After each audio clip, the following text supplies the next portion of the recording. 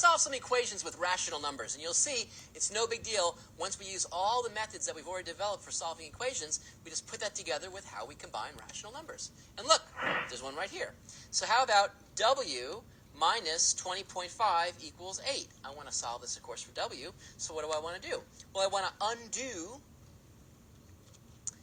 the subtraction by adding.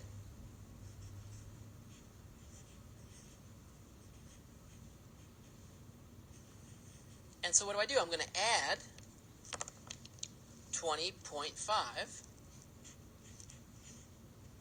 to both sides.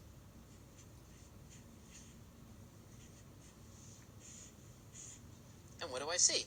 Well, on the left, I see just W, and these produce 0. And on the right, when I add this up, remember there's an invisible decimal point there, I see 28.5. And so I discover that W is 28.5. Wow! No problem. Just undo the subtraction by adding. And whatever you add to one side, of course, you have to add to the other side, because you want to keep this a balanced equation. You want to keep it balanced. So here I see negative 3.5m equals 17.5. So what do I do here? Well, I want to undo the multiplication of the negative 3.5 in front of the m. So how do you undo multiplication? Well, you divide. So let's divide both sides by negative 3.5.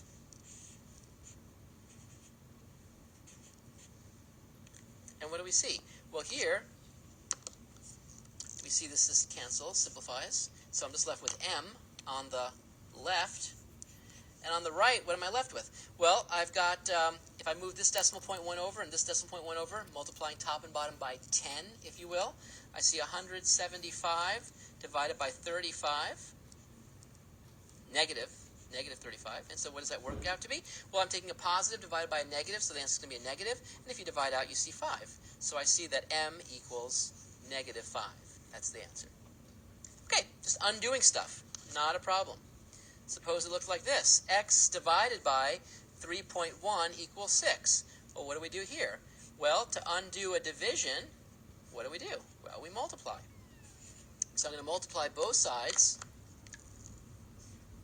by 3.1. On both sides, I want to keep this perfectly balanced. We think of it like a scale. Here, these simplify, and I'm just left with x. And here, if I take this product, I see 18.6. And so I see that x equals 18.6.